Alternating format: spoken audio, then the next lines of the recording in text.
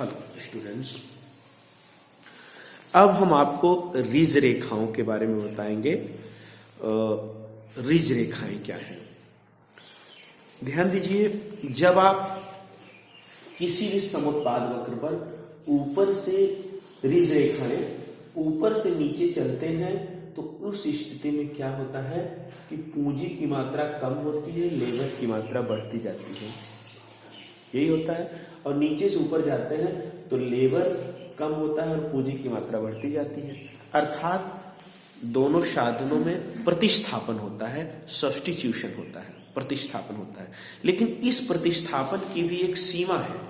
एक सीमा से ज्यादा आप एक साधन के स्थान पर दूसरा साधन नहीं लगा सकते हैं। इसी प्रतिस्थापन की सीमा को बताने वाली जो रेखाएं होती हैं, दर्शाने वाली जो रेखाएं होती हैं, उनको हम रिज रेखाएं कहते हैं। ठीक है, अब ध्यान दीजिए, जैसे जैसे आप ऊपर से नीचे की तरफ आ रहे हैं तो आप जानते हैं कि जो अनंतमान वक्र का ढाल होता है वह होता है marginal rate of technical substitution L के बराबर एम पी एल बटा एम पी के। आप नीचे जैसे जैसे आ रहे हैं वैसे वैसे ये ढाल कम होता जा रहा है, अर्थात श्रम की सीमांत उत्पादकता कम हो रही है और पूंजी की बढ़ रही है। तो जैसे जैसे आप नीचे जा रहे हैं तो लेबर श्रमिक की सीमांत उत्पादकता कम हो रही है, कम हो रही है, कम हो रही है और पूंजी की बढ़ रही है। तो आते आते एक समय यहां आएगा कि यहां पर जब आप आएंगे तो श्रमिक की सीमांत उत्पादकता एमपीएल शून्य हो जाएगी। जब एमपीएल शून्य हो जाएगी यहां पर तो यह marginal rate of technical substitution L के भी शून्य हो जाएगा। ठीक है, अब इसके बाद भी यदि आप लेबर बढ़ा रहे हैं तो ध्यान दीजिए क्या होगा फिर यहां पर। अब यहां देखिए, यहां पर तो कुछ उत्पादन प्राप्त करने के लिए ठीक है, इतना लेबर और इतनी पूंजी की जरूरत है, आपको इतनी पूंजी की जरूरत है। लेकिन जब यहां आप जाएंगे तो इसका मतलब अब इतना ही उत्पादन, आईपीसी पे तो आप जानते हैं उत्पादन फिक्स होता है, इतना ही उत्पादन प्राप्त करने के लिए ज्यादा लेबर और ज्यादा पूंजी की जरूरत पड़ेगी।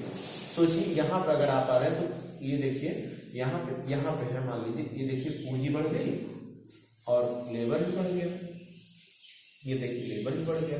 तो उतना ही उत्पादन प्राप्त करने के लिए अब जाएंगे तो ज्यादा साधन की जरूरत पड़ेगी। तो ऐसा तो कोई विवेकपूर्ण उत्पादक नहीं कर सकता है। अर्थात जहां श्रम की सीमांत उत्पादकता शून्य हो गई ए बिंदु, इसके आगे उत्पादक और लेबर नहीं बढ़ाएगा, उसकी जगह पूंजी को प्रतिस्थापित नहीं करेगा। इसी ढंग से अगर आप ऊपर चलिए तो जैसे जैसे ऊपर जा रहे हैं वैसे वैसे ये marginal rate of technical substitution KL है। केएल का मतलब ये marginal rate of technical substitution KL है, पूंजी के लिए श्रम की प्रतिस्थापन सीमांतर है। ये होगा एमपी के बटा एमपी एल, पूंजी की सीमांत उत्पादकता बटा श्रम की सीमांत उत्पादकता। तो यहां पर पूंजी की सीमांत उत्पादकता कम हो रही है और यहां पे जाके जीरो हो जाती है, तो इसके आगे पूंजी को वो नहीं बढ़ाएगा।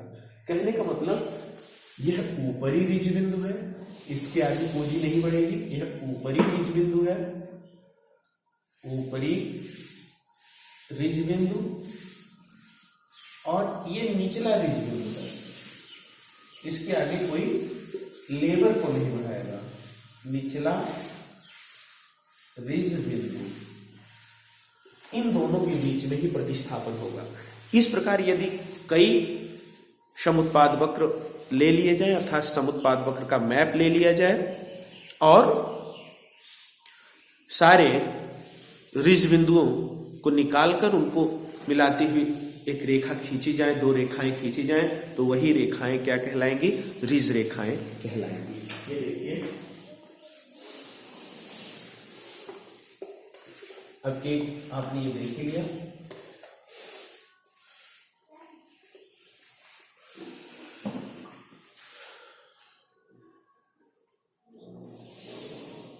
एल ए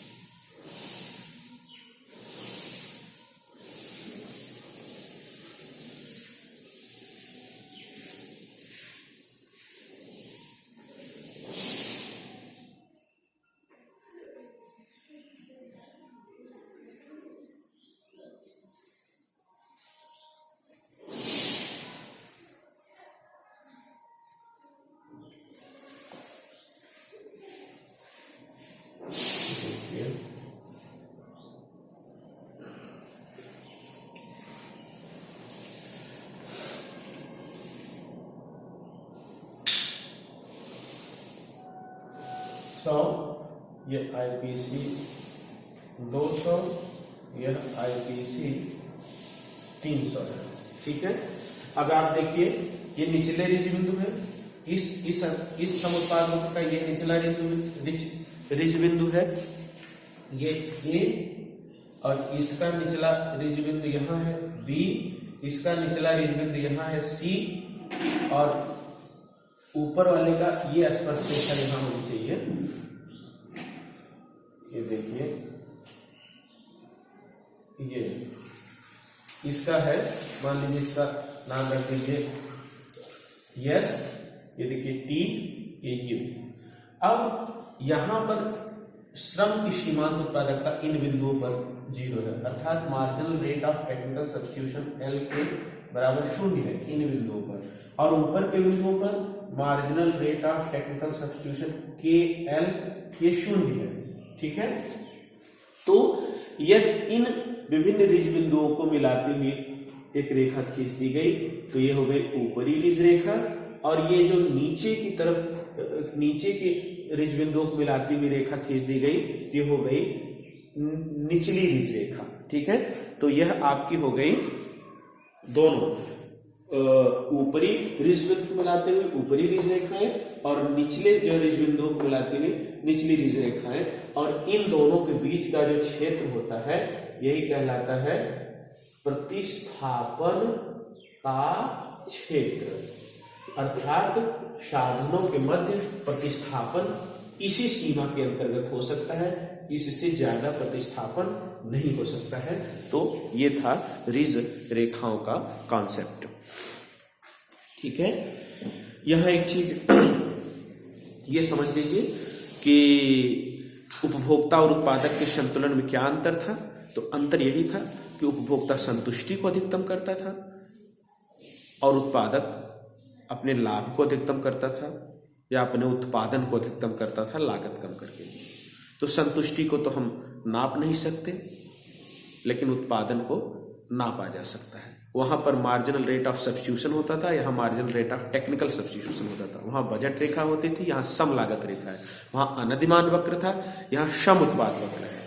तो इस प्रकार आपने उपभोक्ता का संतुलन और अभी उत्पादक का संतुलन देखा। Okay, thank you.